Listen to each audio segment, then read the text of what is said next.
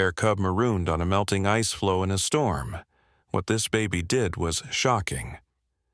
Let us know where you're watching from. If you love my content, consider supporting it with a super thanks.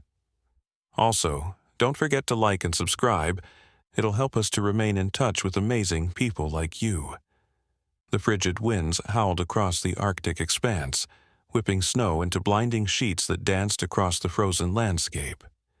Inside the small research outpost on Svalbard's remote northern shore, Annika Sorensen gently rocked her 10-month-old daughter Lyra, humming a soft melody that barely carried over the storm's fury. The wooden beams of their temporary home creaked under the assault of the gale, but within these walls warmth prevailed. Lyra's eyes were wide and curious, her tiny fingers reaching toward the frost-covered window where ice crystals formed intricate patterns. Outside, beyond the glass barrier between comfort and chaos, the sea churned violently, breaking apart the once solid ice sheet into treacherous floating islands. The research station lights cast a golden glow across the snow, creating a small sanctuary of visibility in the growing darkness. She always watches the storm like it's telling her secrets, whispered Nikolai, Annika's husband, as he placed another log in the crackling stove. His weathered face, tanned from months of Arctic fieldwork, softened when he looked at their daughter. Just like her mother, finding wonder in the wilderness. Annika smiled, brushing a strand of dark hair from her face. "The Arctic speaks to those who listen," she replied, settling Lyra into her playpen near the window. "We're just guests in this ancient place." The radio crackled with static as their fellow researchers checked in from various monitoring stations scattered across the region. Climate scientists all, they had come to document the accelerating ice melt, gathering data that told a sobering story of a changing world. But tonight, their focus was simply survival, as the storm, unusually violent even for this harsh landscape, battered their outposts. "Main station secure," Nikolai confirmed into the radio. "Everyone stay put until morning. This is going to be a rough one." As he spoke, something caught Lyra's attention. The baby girl suddenly stopped playing with her wooden toys, her gaze fixed intently on something beyond the window. She pulled herself up, standing shakily on pudgy legs, and pressed her small palms against the cold glass. "What do you see out there, little explorer?" Annika asked, following her daughter's focused stare. At first, there was nothing but swirling white and the occasional glimpse of the angry sea. Then, illuminated briefly by the station's exterior lights, a small form appeared on a drifting ice floe, no larger than their dining table.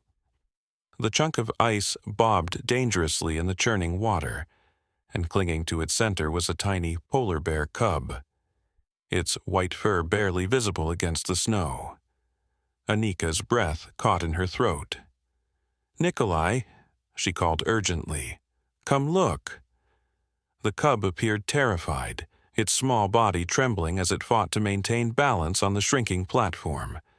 Each wave threatened to wash it into the freezing water, a death sentence for the young animal.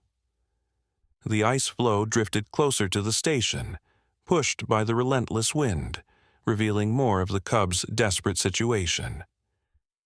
"Poor thing must have been separated from its mother," Nikolai said, his voice tight with concern. "The ice breakup happened so suddenly today." Lyra began to make distressed sounds, her tiny fingers tapping insistently against the window. Her normally cheerful babbles transformed into worried whimpers as she tracked the cub's perilous journey across the dark water. "She understands," Annika whispered. "Somehow, she knows it's a baby in trouble."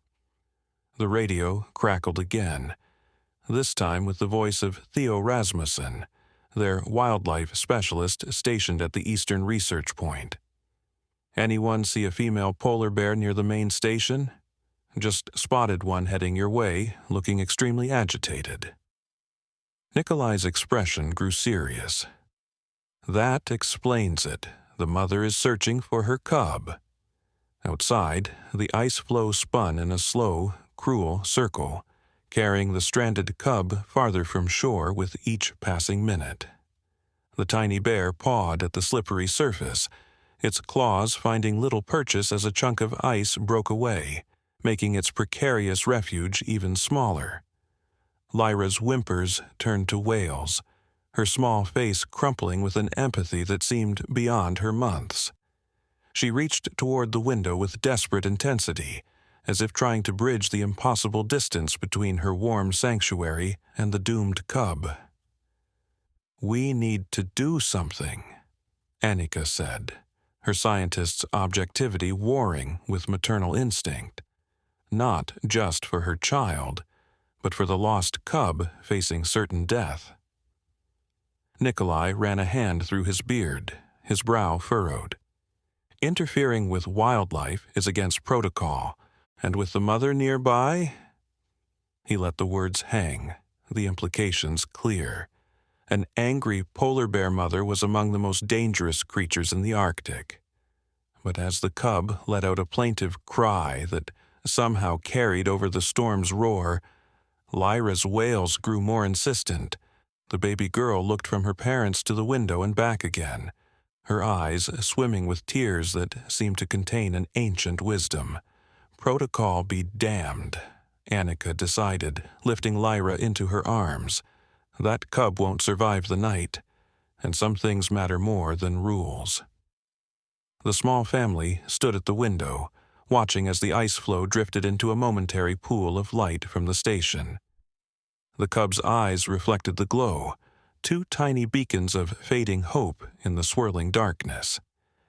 Its small chest heaved with exertion, its strength clearly waning as the storm showed no signs of abating.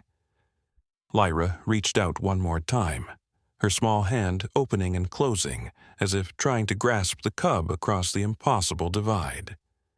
And in that moment, something extraordinary happened. The cub looked up, directly at the window, directly at Lyra. Two young souls, different species but united by vulnerability, acknowledging each other across the chaos of the storm. "Get the emergency lamp," Annika told Nikolai. "I'll call Theo and Magnus. We're going to need help."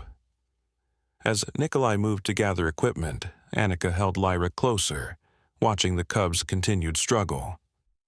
"Hold on, little one," she whispered, her words meant for both the children, her own and the wild one fighting for life on the melting ice. "Help is coming." Outside, the storm raged on, indifferent to the drama unfolding beneath its fury. The ice floe tilted precariously as another wave crashed against it. The cub scrambled, barely maintaining its position, as the gap between survival and tragedy narrowed with each passing moment. Time seemed to slow as Nikolai returned with the emergency equipment. His arms were loaded with thermal gear, marine rescue ropes, and a powerful spotlight that cut through the darkness like a beacon. The beam caught the cub in its glow, revealing how truly dire the situation had become. The ice floe had shrunk to half its original size, the edges crumbling with each passing wave. "I've radioed Magnus and Theo," Annika said, adjusting Lyra on her hip. The baby hadn't stopped her distressed sounds, her eyes locked on the struggling cub. "They're coming from the east station, but this storm—" She didn't need to finish the sentence. In these conditions, the 2-mile journey between research outposts might as well be 20. Nikolai nodded grimly. "We can't wait. That floe won't last another 30 minutes. He began pulling on his extreme weather gear, layer after layer of protection against the killing cold. "I've got the emergency raft. If I can reach the floe, I might be able to—" "No," Annika interrupted, her voice sharp with fear. "That's suicide, Nikolai. The currents are too strong, and the temperature—" She swallowed hard, unable to finish the thought. Water temperatures in the Arctic Ocean could kill in minutes, even with protective gear. "Do you have a better idea?" he asked, his voice gentle despite the urgency of the moment. "Every second we debate, that cub's chances diminish." Lyra suddenly quieted, her tearful eyes focusing on something beyond the window. Both parents followed her gaze and froze. There, at the edge of the station's light, stood an enormous female polar bear.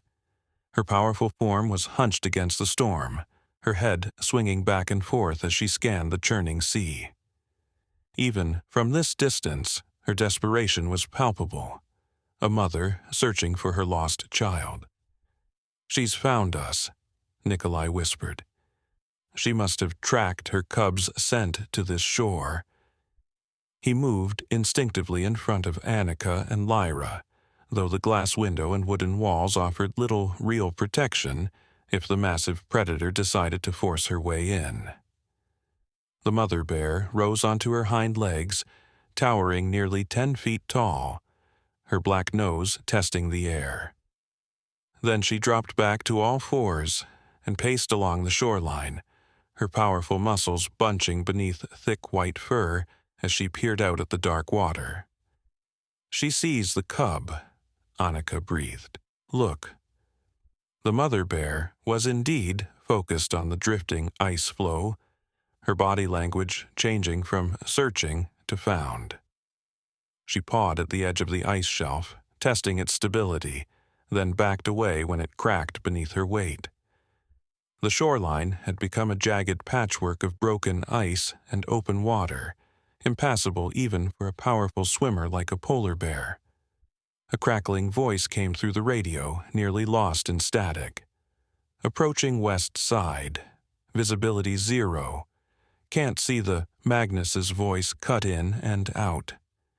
Nikolai grabbed the radio. "Magnus, can you hear me? We've got the mother bear here. I repeat, the mother is at the main station." More static then. Turning back, dangerous, mourning. The connection died completely as a fresh blast of wind rattled the windows. The storm was intensifying, changing from merely dangerous to potentially catastrophic. "They're not coming," Annika said quietly. "We're on our own." Lyra had gone eerily silent, her small face solemn as she watched the drama unfolding. Then, without warning, she began to babble excitedly, pointing first at the desperate mother bear on the shore, then at the cub on the floe, then at something else entirely, something her parents hadn't noticed. "What is it, Lyra?" Annika followed her daughter's insistent finger, squinting into the darkness beyond the bear. Nikolai saw it first. "The old supply bridge," he said, his voice rising with sudden hope. "Annika, the emergency bridge." Half buried in drifting snow, the collapsible bridge they used during summer expeditions lay nearly forgotten beside the storage shed. Designed to span small ice chasms during fieldwork, it would never hold the weight of an adult polar bear. But it might create a path for the cub to return to shore, if they could somehow position it. "How?" Annika asked, already seeing the impossibility. "We can't get close to that bear, and even if we could, the current would sweep the bridge away before we could secure it." Nikolai was already moving, his mind racing ahead. "The drone," he said, pulling open a storage locker. "The heavy-lift research drone. It can't fly in this wind, but it might be able to drag the bridge a short distance if we keep it low to the water." Hope flickered to life as they rushed to prepare. Nikolai retrieved the drone and began attaching a grappling mechanism to its underside, while Annika monitored the positions of both bears. The mother paced with increasing agitation, occasionally letting out low moans that cut through the storm's howl, calls for her cub that went unanswered. On the ice floe, the cub had curled into a tight ball of fur, conserving what little warmth remained in its small body. The platform had rotated again, pushed by the current, and now drifted parallel to the shore, perhaps 30 meters out, close enough to attempt a rescue, but still hopelessly far for the stranded cub. "Batteries at 80%, Nikolai reported, finishing the drone modifications. "In these temperatures, that gives us maybe 10 minutes of operation before it dies." He glanced at Annika, his expression grim. "One chance, that's all we have." Annika nodded, settling Lyra into her playpen despite the baby's protests. "I'll monitor from here and guide you. The mother bear is still by the shed, but she's growing more restless." As Nikolai prepared to step outside with the drone, a new sound rose above the storm, a deep, rumbling crack that resonated through the ground beneath them. The ice shelf supporting the research station shuddered. "What was that?" Annika whispered, though she already knew. The same forces breaking apart the sea ice were now threatening the very foundation beneath their home. Nikolai paused at the door, his face pale. The shelf is fracturing. The storm surge must be undermining it. He looked at Annika and Lyra, torn between the rescue attempt and the new danger to his family. "Go," Annika said firmly. "We need to save the cub anyway, if we're going to evacuate. If that shelf gives way—" She didn't finish the thought.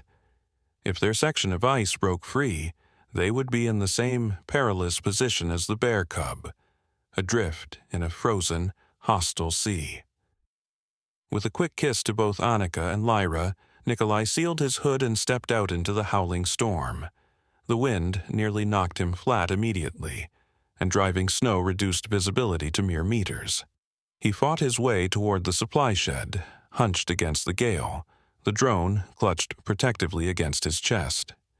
Inside the station, Annika activated the external speaker system, normally used to warn away curious wildlife, and tuned it to emit a low, steady hum. The particular frequency, part of their research, had been observed to calm agitated bears during tagging operations. It was a long shot, but it might keep the mother distracted long enough for Nikolai to work. "Come on," she murmured, dividing her attention between her husband's struggling form, the mother bear now alert to his presence, and the dwindling ice floe with its precious cargo. "Just a little longer, little one. Hold on." Lyra had pulled herself up in her playpen again, her small hands gripping the edge as she watched with an intensity that seemed impossible for one so young. She made soft cooing sounds, almost like she was trying to comfort the bears, or perhaps her parents. Outside, Nikolai had reached the collapsible bridge. The lightweight aluminum structure was designed to be carried by 2 people, but the circumstances demanded improvisation. He secured the drone's grappling hook to one end and activated the powerful machine. Despite the punishing wind, the drone's stabilizers kept it relatively steady as it lifted the end of the bridge a few feet off the ground. The mother bear had noticed him now. She turned from the water's edge, her posture shifting from distress to potential threat. A low growl carried across the distance, a warning that needed no interpretation. Through the headset, Annika's voice crackled. "She's coming your way." "Hurry." Nikolai guided the drone toward the water, dragging the bridge behind it like an awkward, unwieldy tail. The metal scraped against ice and stone, catching and releasing as he fought to maintain control in the gusting wind. The mother bear followed at a distance, her powerful shoulders rolling with each step, her focus split between the human intruder and her stranded cub. Inside the station, another ominous crack shuddered through the structure. A thin fissure appeared in the ice just beyond the main window, a dark line cutting across the white expanse. Annika felt the floor shift almost imperceptibly beneath her feet. "Nikolai," she called through the radio, fighting to keep panic from her voice.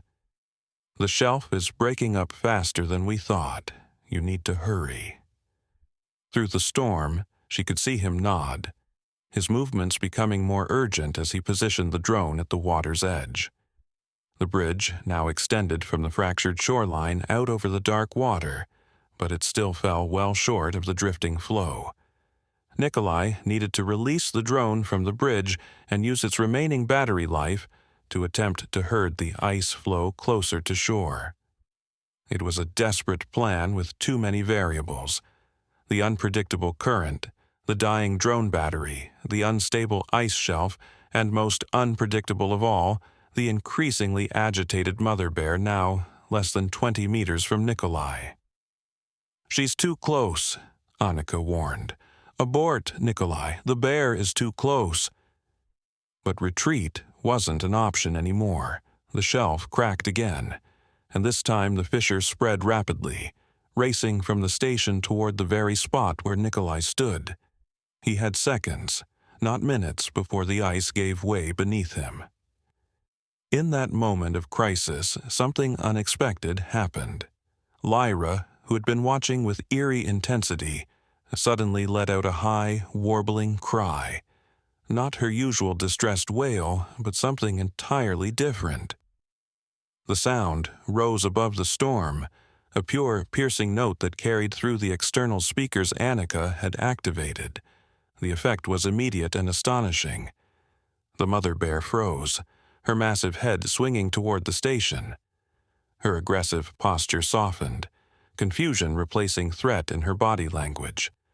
The cub on the floe lifted its head, responding to the strange sound with renewed alertness. "What is she doing?"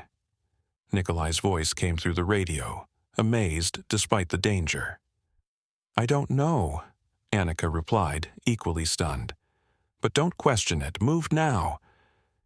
Taking advantage of the bear's momentary distraction, Nikolai released the drone from the bridge and sent it skimming low over the water toward the ice floe. The wind buffeted the small aircraft mercilessly, but he managed to maintain control as it approached the cub's shrinking island.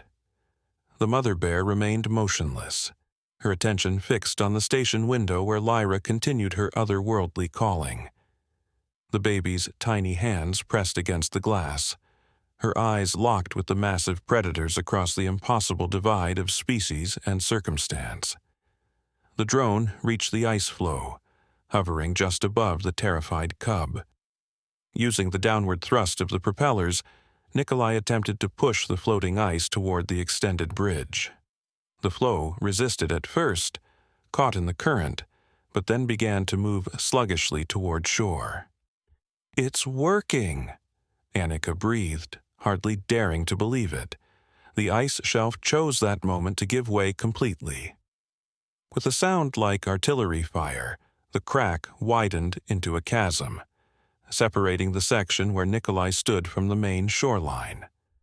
The bridge, only partially secured, began to slide into the churning water.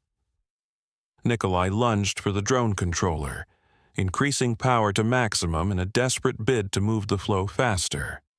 The battery warning flashed red. Seconds of power remained, not minutes. The cub, sensing movement beneath it, stood on shaky legs, its small face turned toward the approaching shore and its waiting mother. "Jump, Nikolai!" Annika screamed into the radio as the ice continued to fragment beneath him. "Jump to solid ground now!" He hesitated, watching as the drone gave one final push to the ice floe, nudging it within a meter of the now precarious bridge. Then the battery died, and the drone plummeted into the dark water like a stone.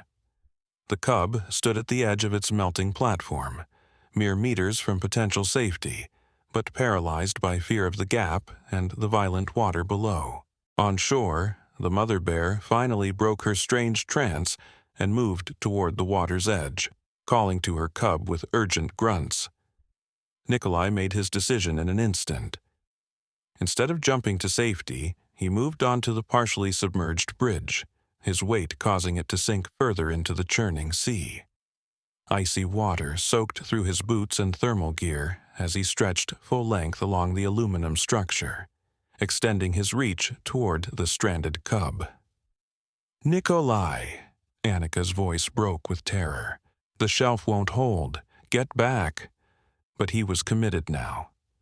The piece of ice shelf where he had been standing broke away completely, bobbing like a giant, irregular floe itself. The bridge, now his only connection to the main shoreline, groaned under tension and began to bend. The cub, driven by the disintegration of its own refuge, finally overcame its fear. With a desperate lunge, it leapt toward the bridge, tiny claws scrabbling for purchase on the slick metal. For a heart-stopping moment it slid backward toward the deadly water, but Nikolai shot out a gloved hand, catching the scruff of the cub's neck before it could fall. The bridge sagged dangerously under their combined weight. Cold water washed over Nikolai's chest as he pulled the struggling cub toward him, fighting to maintain his own precarious position. The mother bear paced agitatedly at the shore, her powerful jaws opening and closing with anxious moans. In the station, another crack appeared, this one in the floor itself. Annika snatched Lyra from her playpen and grabbed the emergency pack they kept by the door. The baby had fallen silent, her eyes wide as she watched her father fighting for his life and that of the bear cub. "Hold on," Annika urged through the radio, though the words felt hollow even as she spoke them. What else could he do but hold on? And for how much longer? The answer came not from human effort, but from an unexpected alliance. The mother bear, perhaps driven by instinct beyond caution, moved onto the fragile ice at the water's edge. Her enormous weight caused it to sink immediately, but she used the momentum to lunge forward, massive paws catching the far end of the bridge where it met the shore. For a moment, the three formed a strange, impossible chain: man, cub, and mother bear, connected by desperation and the failing bridge. The metal groaned, bending to its structural limit, but somehow holding. Nikolai seized the opportunity.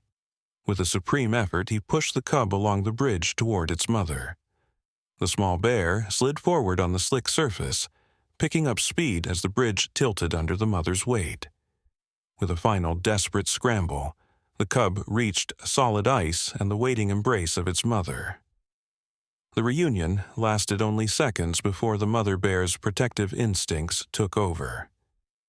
She grabbed her cub by the scruff and retreated from the breaking shoreline, casting one final, indecipherable look at the humans who had helped save her child. But Nikolai's position had grown desperate. The bridge, structurally compromised by the weight and stress, began to tear away from its remaining mooring. He clawed his way toward shore, fighting against the tilting angle and the numbing cold that seeped through his protective gear. "Nikolai!" Annika's voice crackled through the radio, thick with tears and determination. 3 more meters. You can make it. 3 more meters." He dragged himself forward, every movement a battle against cold and exhaustion. 2 meters from safety, the bridge gave way completely, the far end sinking into the dark water.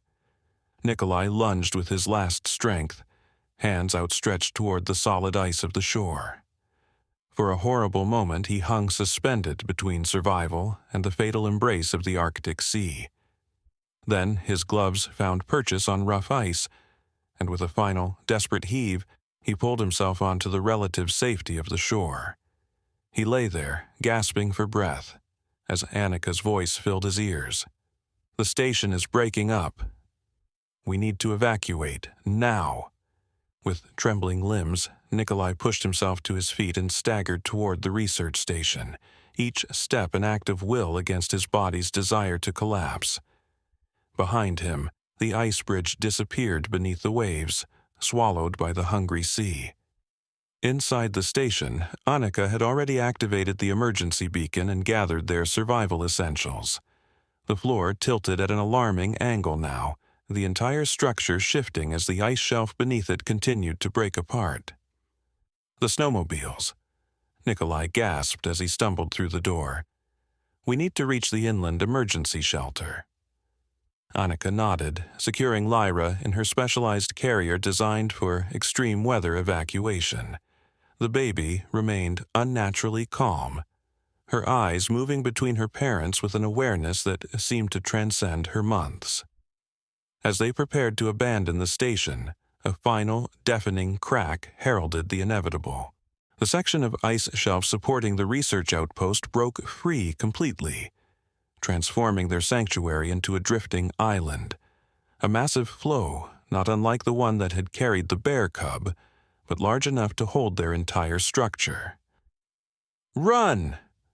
Nikolai shouted, grabbing the emergency pack from Annika's shoulder. "The snowmobiles are still on solid ground. We have seconds." They burst from the station into the raging storm, Annika clutching Lyra tight against her chest, Nikolai breaking trail through the deepening snow. Behind them, the research station creaked and groaned as its foundation shifted, the gap between their floating section and the main ice sheet widening with terrifying speed. 20 meters to the snowmobiles. 15, 10. The ice continued to fracture around them, new cracks appearing with each step. 5 meters. The solid ground ahead suddenly seemed impossibly distant. "Jump!" Nikolai shouted, pushing Annika ahead of him. "Jump, now!" With Lyra secured against her, Annika leapt across the widening gap, landing hard on the solid ice beyond. Nikolai followed, but as he jumped, the ice beneath his launching foot gave way. He fell short, his upper body landing on solid ground while his legs dangled over the dark water. Annika lunged for him, grabbing his collar with her free hand while balancing Lyra with the other. With strength born of desperation, she helped him scramble to safety just as the section they had fled separated completely, carrying the research station away into the storm-tossed sea. They lay in the snow for precious seconds, gasping for breath, before the cold forced them to move. The snowmobiles waited, partially buried in drifting snow, but still operational. As Nikolai uncovered the machines and checked their fuel levels, Annika secured Lyra in the specialized passenger compartment of the lead vehicle. "The mother and cub?" she asked, suddenly remembering the other drama that had precipitated their own. Nikolai scanned the shoreline, but the bears had vanished, swallowed by the storm and darkness. "Gone," he said, hopefully to safety. As they mounted the snowmobiles and prepared to navigate through the storm to the inland shelter, Lyra made a soft, contented sound, almost like a sigh of relief. Her tiny face, barely visible within the protective cocoon of her weather gear, wore an expression of strange satisfaction. "She knew," Annika said, the realization dawning with absolute certainty. Somehow, she understood everything that was happening. Nikolai nodded, too exhausted for disbelief. In this harsh landscape where life and death balanced on the thinnest of margins, perhaps the boundaries between human understanding and animal instinct grew more permeable. Perhaps a baby's empathy could indeed bridge the divide between species, creating connections that adults had forgotten how to forge. The snowmobile's engines roared to life, their headlights cutting twin paths through the blowing snow. As they moved away from the fracturing coastline toward the relative safety of higher ground, Nikolai cast one final glance back at where their home had stood just minutes before. The research station was now barely visible, a dim collection of lights drifting on its ice island, growing smaller with each passing second. Ahead lay uncertainty, the emergency shelter, the wait for rescue, the questions that would come from their research directors about protocol violations and equipment loss. But in this moment, those concerns felt distant and unimportant. They had survived. The bear cub had survived. And in the face of nature's overwhelming power, that simple fact felt like victory enough. The storm continued to rage around them as they followed the GPS coordinates to the inland shelter. But within the protective embrace of her parents' care, Lyra drifted into peaceful sleep, her dreams perhaps filled with ice and bears, and bridges between worlds that only the very young could truly understand. The journey inland should have taken 40 minutes in good conditions. In the blinding fury of the storm, with visibility reduced to mere meters and the terrain treacherously unstable, their progress slowed to a crawl. Nikolai led the way, his snowmobile's headlight barely penetrating the swirling wall of white before them. Annika followed close behind, constantly checking the secure pod where Lyra slept, miraculously undisturbed by the machine's vibration and the howling wind. 2 kilometers to the shelter, Nikolai's voice crackled through their helmet communicators. The words should have been reassuring, but his tone carried a tension that Annika immediately recognized. "What's wrong?" she asked, scanning the featureless landscape for whatever threat he had detected. "Fuel gauge is dropping too fast. The cold must be affecting the engines." He paused, then added, "We might need to abandon one of the machines before we reach the shelter." Annika glanced at her own gauge and felt a chill that had nothing to do with the sub-zero temperature. Her tank was nearing the quarter mark, far lower than it should have been for the distance they'd traveled. The extreme cold was forcing the engines to work harder, burning through their fuel reserves at an alarming rate. "We should combine on one snowmobile," she suggested. "Save the other's fuel as backup." Nikolai shook his head, his helmet a dark silhouette against the endless white. "Too risky. The weight might cause us to break through thin ice. Better to keep moving separately until one machine fails." They pushed forward, each minute a battle against the elements and the growing anxiety of their predicament. The research station was gone, their communications limited to short-range helmet radios, and the emergency beacon might take hours to bring help, if it was even transmitting properly through the electromagnetic interference of the storm. After another 30 minutes of grueling progress, they crested a small rise and spotted a dark shape ahead. The emergency shelter, half buried in snow but blessedly intact. The structure was little more than a reinforced metal hut stocked with supplies and basic equipment, but in that moment it appeared as welcoming as a luxury hotel. "We made it," Annika breathed, relief washing through her exhausted body. Just as the words left her lips, Nikolai's snowmobile sputtered and died, its engine giving a final, protesting whine before falling silent. "Fuel's gone," he reported with remarkable calm. "We'll need to walk the last stretch." They abandoned the silent machine, transferring essential supplies to Annika's snowmobile, which still had perhaps 10 minutes of operation left. With Lyra secured between them, they covered the remaining distance to the shelter, Annika driving at the slowest possible speed to conserve fuel. The shelter door was frozen shut, requiring Nikolai's shoulder and full weight to break the ice seal. When it finally gave way, they stumbled into darkness so absolute it seemed to have physical presence. The temperature inside was barely warmer than outside. The emergency heating system had not been activated.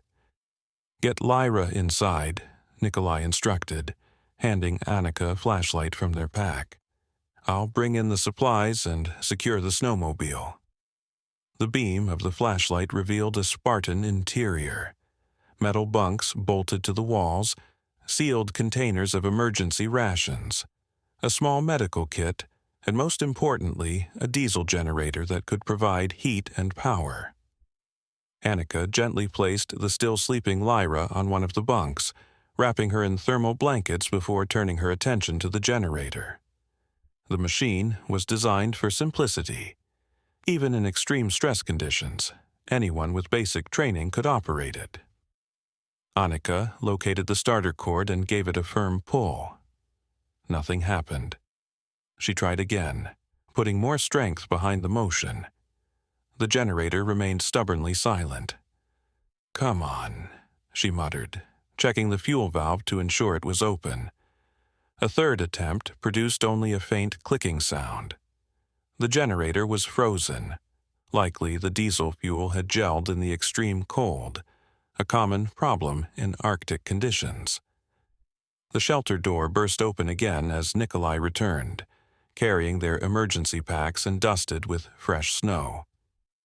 His expression darkened as he took in Annika's frustrated posture beside the uncooperative generator.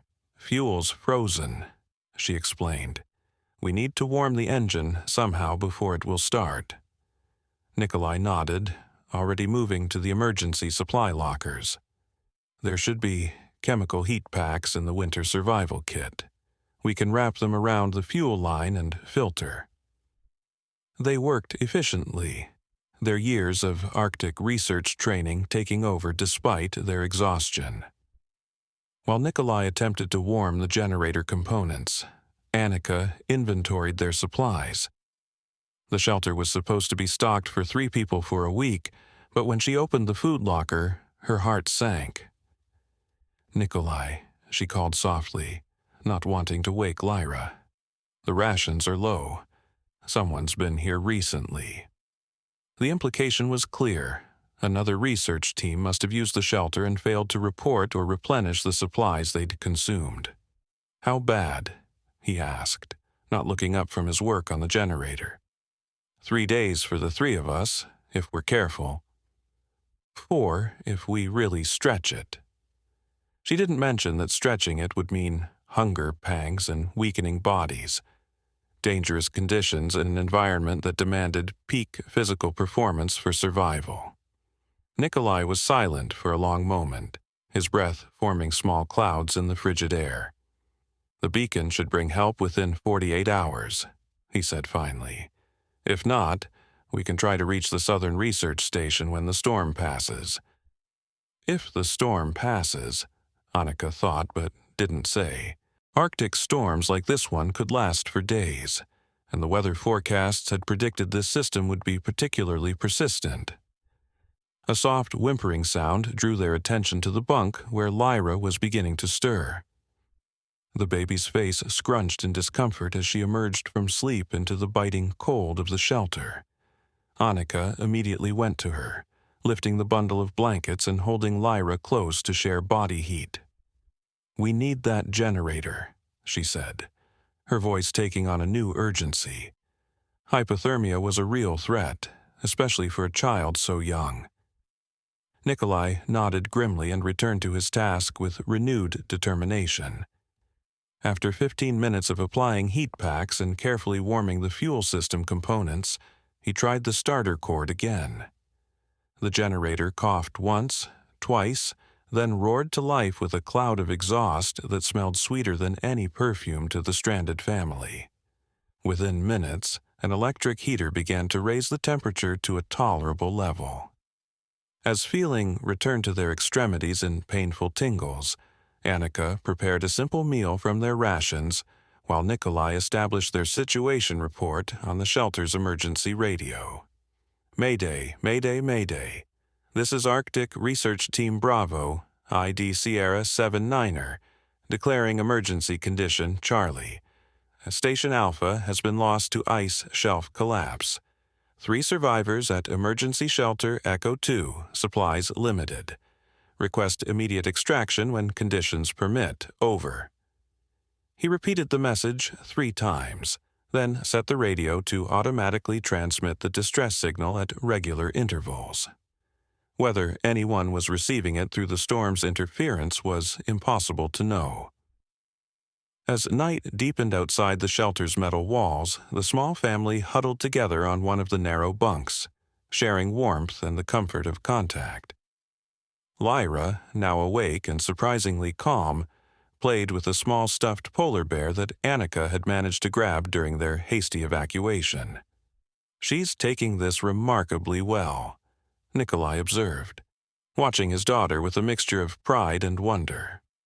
Annika nodded, stroking Lyra's fine hair.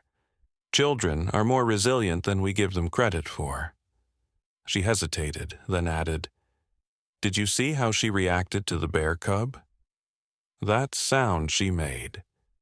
She trailed off, unsure how to articulate the strangeness of that moment. "I've never heard anything like it," Nikolai admitted. "Almost like she was communicating with them somehow. The mother bear responded to her. You saw it too, right? Annika needed confirmation that she hadn't imagined the bizarre interaction, the way the aggressive predator had calmed at the sound of Lyra's call. Nikolai nodded slowly. I saw it. I can't explain it, but I saw it. He looked down at his daughter with new curiosity. What other secrets are you keeping, little one? Lyra gazed back at him with eyes that seemed too knowing for her age, then returned her attention to the stuffed bear, making soft sounds to it as if sharing confidences. The night passed slowly, marked by the constant howl of the wind and the reassuring hum of the generator. They took turns sleeping and monitoring both the radio and Lyra, maintaining the discipline that had kept them alive through previous Arctic emergencies. By morning, though the term was relative in the perpetual darkness of an Arctic winter storm, they had settled into the grim routine of survival. Annika was preparing their morning ration when a strange scratching sound came from the shelter door. Both adults froze, listening intently. The noise came again. Not the random debris blown by the wind, but a deliberate, methodical scraping. Something's out there, Nikolai whispered, reaching for the emergency flare gun that served as their only weapon. Arctic foxes or wolves sometimes approached human structures out of curiosity or hunger, but they rarely posed a serious threat. Still, in their vulnerable position, any complication was potentially dangerous. The scratching continued, more insistent now, accompanied by a low, rumbling sound that sent ice down Annika's spine. That was no fox or wolf. That sound belonged to something much larger and more powerful. Polar bear, she whispered, instinctively gathering Lyra closer. But why would it approach the shelter? There's no food scent. Her voice trailed off as a sudden, impossible thought struck her. Nikolai seemed to follow her thinking. It couldn't be. Could it? The door vibrated as something heavy leaned against it. The latch, designed to withstand Arctic winds but not the determined effort of a half-ton predator, gave an ominous creak. The supply hatch, Nikolai said urgently. It's too small for a bear to enter. We need to secure ourselves in the back section. The shelter had been designed with a small emergency compartment separated from the main area by a metal bulkhead. A last resort if the main door was compromised. They had minutes, perhaps seconds, to retreat to that safety. Annika grabbed Lyra and their most critical supplies while Nikolai collected the radio and emergency pack. They had just reached the bulkhead door when the main entrance gave way with a screech of protesting metal. Arctic air rushed in, extinguishing their portable heater and dropping the temperature instantly. Framed in the doorway, its massive white form almost spectral against the darkness beyond, stood a female polar bear. Snow clung to her fur, and her black eyes reflected the emergency lights like twin orbs of midnight. She filled the entrance completely, her breath forming clouds of vapor as she surveyed the interior of the shelter. Nikolai raised the flare gun, his hand steady despite the terror of the moment. A direct shot might drive the bear away, but it could also ignite the shelter's contents or further enrage the already dangerous predator. It was a last resort option he was clearly reluctant to take. But before he could decide, Lyra made that strange, warbling sound again. The same otherworldly call that had captured the mother bear's attention during the cub rescue. The sound filled the small shelter, somehow rising above the howling wind from outside. The bear's response was immediate and astounding. Instead of charging or showing aggression, she lowered her massive head and made a soft chuffing sound. Then, with deliberate care, she backed out of the doorway, creating space for something else to enter. A small, familiar form that bounded into the shelter with surprising confidence. The cub, Annika breathed, unable to believe what she was seeing. It's the same cub. Indeed, the small polar bear that entered their shelter was unmistakably the one they had rescued from the ice floe. Its round ears and distinctive facial markings were identical, and a small patch of fur on its right shoulder remained darker than the rest, stained perhaps by oil from the collapsing bridge during its rescue. The cub hesitated just inside the doorway, its small black nose lifting as it sampled the air.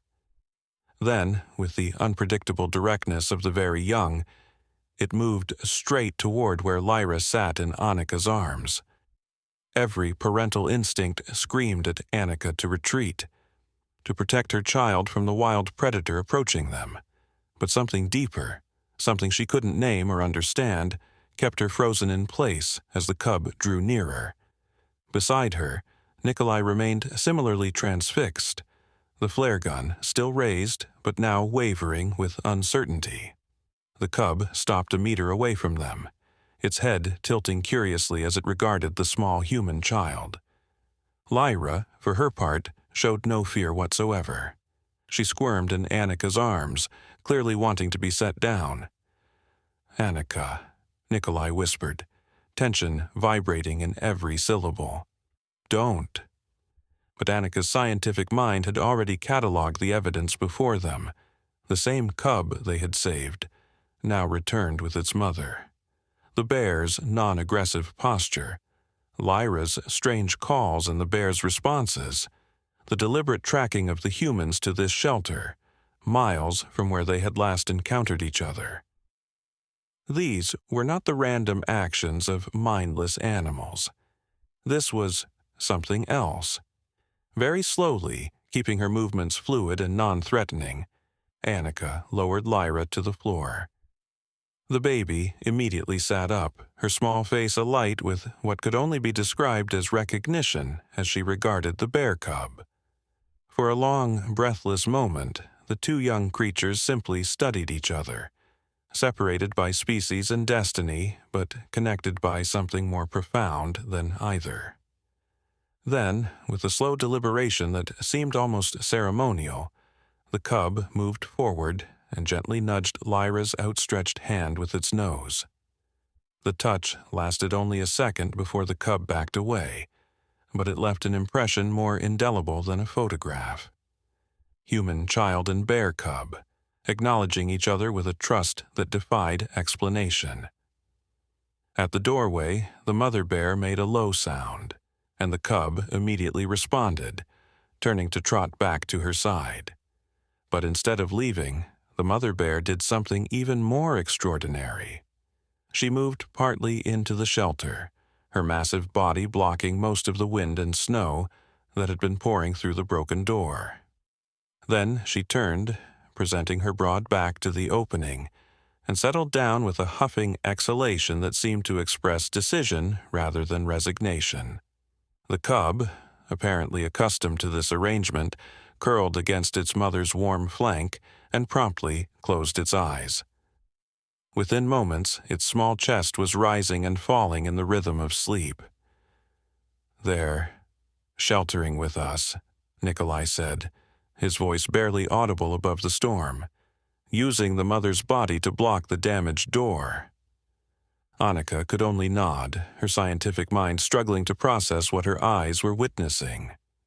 Polar bears were solitary, carnivorous predators. They did not seek human company. They did not offer assistance. They did not, under any circumstances, create cooperative arrangements with potential prey. And yet, the evidence lay before them.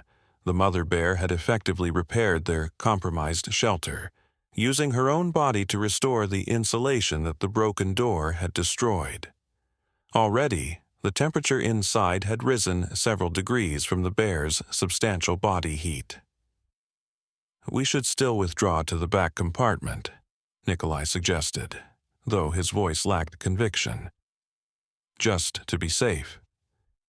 Annika considered this, her gaze moving from the sleeping cub to her own child, who was watching the bears with an expression of perfect contentment. "No," she decided finally, I think we're exactly where we're supposed to be." They retreated cautiously to the farthest bunk, keeping Lyra with them and maintaining a respectful distance from their enormous visitor.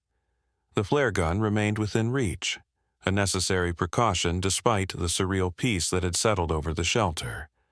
As the hours passed, the storm outside strengthened to a shrieking fury that threatened to tear the metal structure from its moorings. But inside, an unexpected kind of tranquility took hold. The bears slept, conserving energy with the efficiency of creatures adapted to the harshest environment on Earth.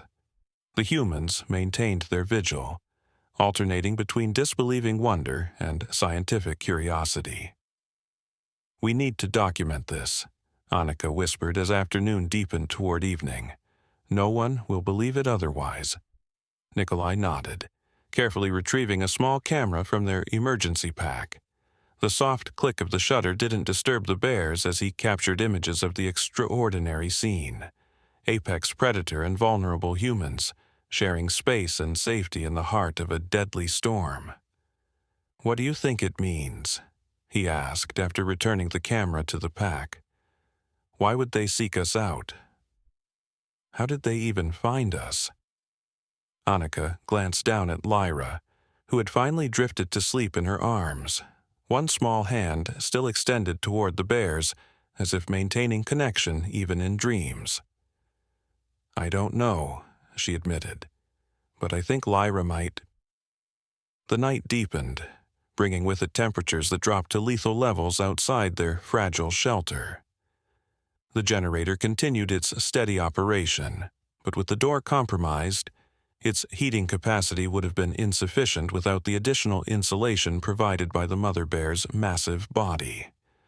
"She's saving our lives," Nikolai observed quietly as they huddled beneath their thermal blankets, "whether she knows it or not." But Annika suspected that the bear knew exactly what she was doing. The deliberate way she had positioned herself, the careful consideration in her dark eyes when she surveyed the shelter's interior, these were not the actions of an animal operating on instinct alone. There was calculation there, and perhaps something more profound. "I think it's reciprocity," she said finally. "We saved her cub.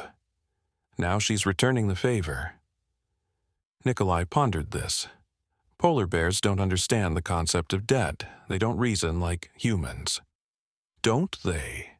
Annika asked, genuinely curious. "We assume they don't because we can't communicate with them directly.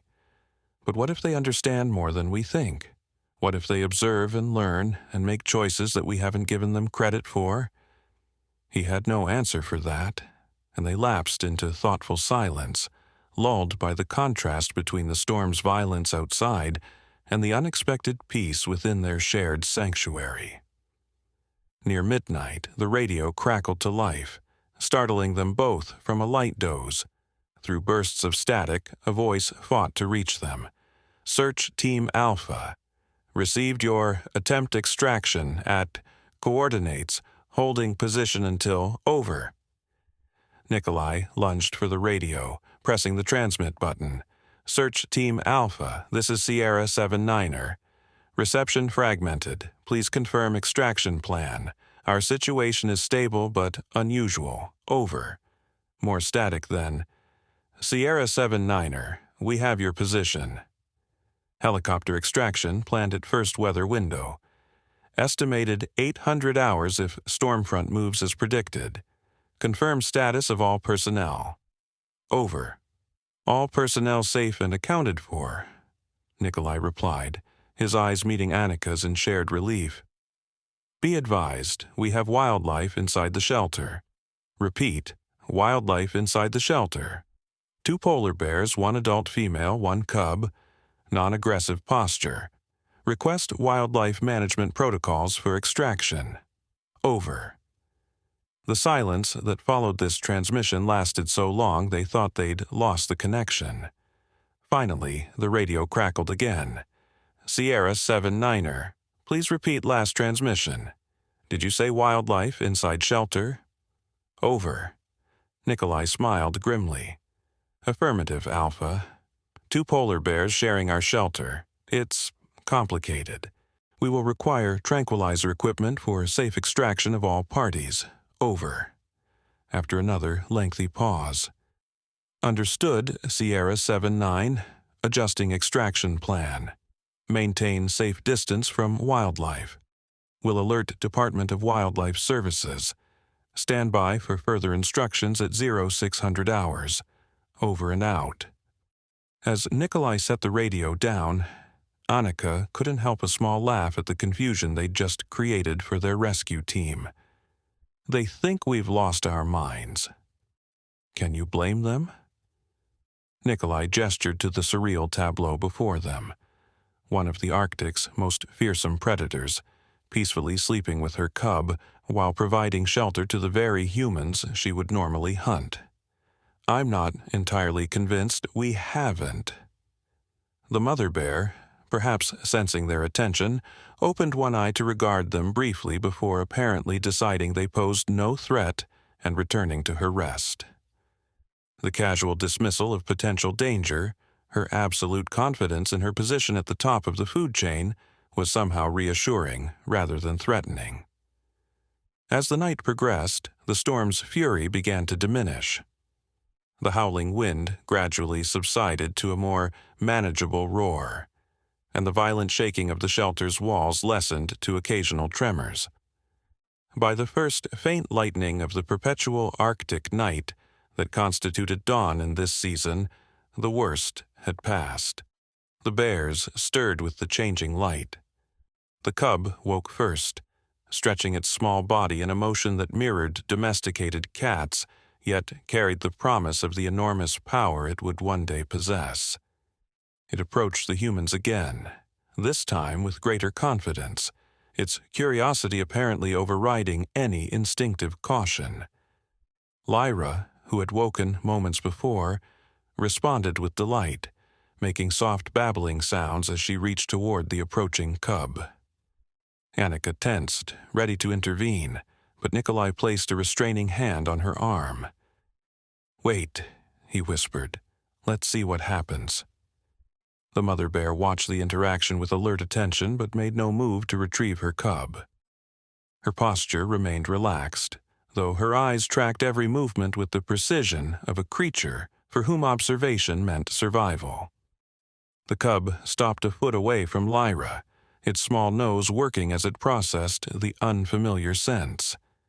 Then, with a playfulness that belied its nature as a developing predator, it flopped onto its back and rolled, exposing its vulnerable belly in a display that left Annika speechless. Lyra laughed, a bright, bubbling sound that seemed to fill the shelter with unexpected warmth. The cub responded by rolling again, clearly encouraged by the human child's reaction. It was play behavior, unmistakable to anyone who had observed young animals, but directed at a species that should have registered as either threat or prey, never as playmate. "This is unprecedented," Annika breathed, her scientist's mind automatically cataloging the behavior, even as her mother's heart swelled with emotion at the scene. There are no documented cases of wild polar bear cubs engaging in cross-species play like this. "There are now," Nikolai replied, discreetly adjusting the camera to capture the extraordinary interaction. "Though I'm not sure anyone will believe us." The play session lasted only a few minutes before the mother bear made a soft huffing sound that immediately brought her cub back to her side. With a fluid motion that belied her enormous size, she rose to her feet and moved toward the damaged door, pausing to look back at the humans with an expectation that needed no translation. It was time to leave. The cub seemed reluctant, looking from its mother to Lyra with visible indecision, but another gentle nudge from the mother settled the matter. With a final glance at the human child, the cub followed its mother out into the snow-covered landscape beyond the shelter. Nikolai moved cautiously to the doorway, watching as the bears padded away into the lightening gloom. "They're heading north," he reported, "back toward the coast." Annika joined him, Lyra secure in her arms, and together they watched the white forms diminish with distance until they were indistinguishable from the snow-covered terrain. The mother and cub would return to their harsh but familiar world, while the humans would soon be extracted to the safety of civilization. Yet something had changed in that shelter. Some boundary crossed or understanding reached that defied conventional explanation. As a scientist, Annika knew she should maintain objective distance, analyze the encounter for its behavioral significance rather than its emotional impact. But as a mother who had watched her child connect with another species in a way that transcended known parameters, she allowed herself the luxury of wonder. "What do you think she'll remember of this?" Nikolai asked softly, reaching out to stroke Lyra's cheek with gentle fingers. Annika gazed down at their daughter, whose eyes remained fixed on the horizon where the bears had disappeared. "Everything," she said with quiet certainty. "She'll remember everything." The radio crackled again, bringing news that the extraction helicopter was ahead of schedule, already en route to their position. Search Team Alpha expressed confusion about the reported bears, but confirmed they had tranquilizer equipment ready if needed. Now, with the bears gone, that particular complication had resolved itself. As they gathered their belongings and prepared for rescue, Annika found herself returning to the shelter doorway, gazing out at the vast Arctic landscape. The storm had transformed it, reshaping familiar contours and erasing established landmarks beneath fresh snow. Yet, beneath these superficial changes, the essential nature of the place remained unchanged, wild, uncompromising, and ultimately beyond human control. Perhaps that was the lesson here, she thought. The illusion of separation between human and animal, between civilization and wilderness, was just that. An illusion. A comfortable story humans told themselves to make sense of their place in the world. But sometimes, in moments of crisis or connection, that illusion dissolved to reveal a deeper truth, that all living things existed in a web of relationship more profound than human categories could capture. The distant thrum of helicopter rotors grew from suggestion to certainty, heralding their return to the human world with all its comforts and complications. Soon they would be explaining their strange adventure to skeptical colleagues, struggling to translate an experience that defied conventional scientific paradigms into acceptable language. But for now, in these final moments of their Arctic odyssey, Annika simply held her daughter close and honored the mystery they had been privileged to witness. A baby human and a bear cub, reaching across the divide of species to touch something ancient and true that adults had forgotten how to see. Above them, the storm clouds parted, allowing pale sunlight to illuminate the snow-covered shelter and the three small figures waiting beside it. From a distance, they might have appeared vulnerable against the vast Arctic backdrop, tiny points of life in an indifferent wilderness. Yet they stood tall, transformed by their encounter, carrying with them a story that would change how they understood their place in the natural world. The helicopter appeared on the horizon, growing larger as it approached their position. Rescue, safety, return. But as Annika lifted her hand to signal the pilot, she knew that what they were leaving behind, the experience, the connection, the moment of cross-species understanding, was equally precious to what awaited them. "Ready?" Nikolai asked, securing the last of their emergency gear. Annika nodded, adjusting Lyra in her arms. The baby's eyes were bright with an awareness that seemed to transcend her months. Her small face turned toward the northern horizon where the bears had disappeared. "Yes," Annika replied, certain in a way that went beyond words. "We're ready." The snow swirled around them as the helicopter descended, its downwash creating a temporary blizzard that encompassed the small family. They stepped forward together into the next chapter of their story, forever changed by the one they were leaving behind. A tale of ice and storm, of separation and rescue, of boundaries crossed and connections forged in the most unexpected of circumstances. Above them, as if offering a final farewell, a lone Arctic raven circled once against the clearing sky before banking north, following the invisible trail of the departed bears. Lyra tracked its flight with solemn eyes, one small hand raised in what might have been a wave of goodbye.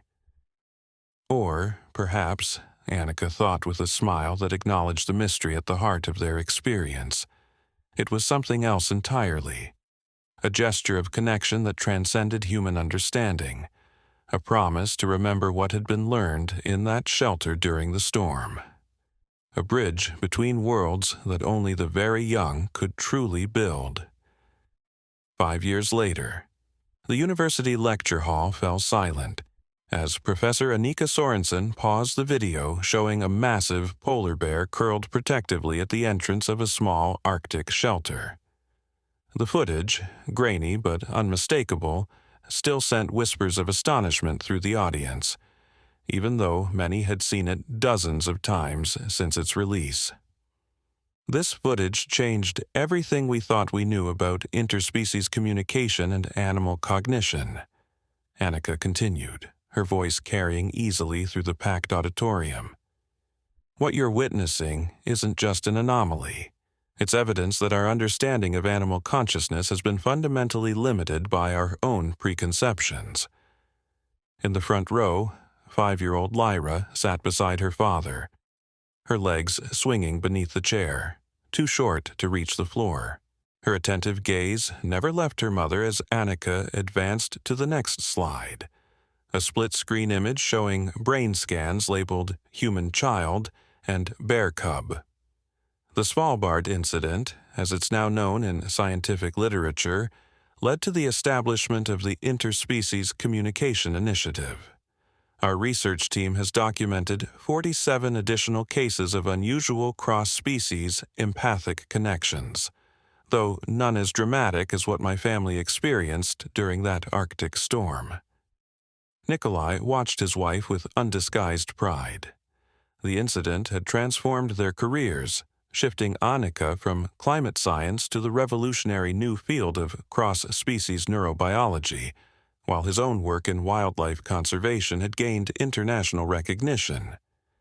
The paper they had published, complete with video evidence and physiological data, had initially been met with skepticism bordering on ridicule. Now, 5 years later, it was considered groundbreaking.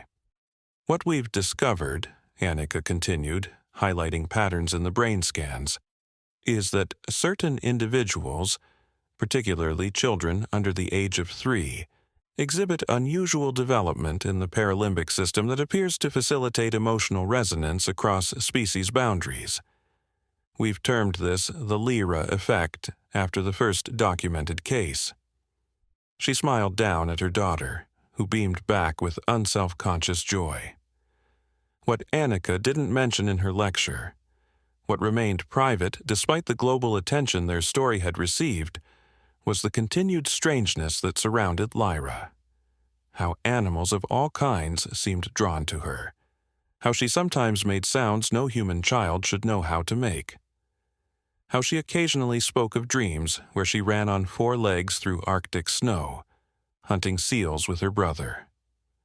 After the lecture concluded and the audience dispersed, Nikolai gathered their belongings while Annika chatted with colleagues.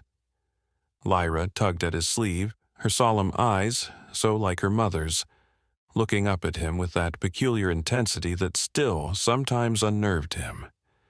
"Dad," she said quietly, "she's here." Nikolai crouched down to his daughter's level, his heart accelerating slightly. "Who's here, sweetheart?"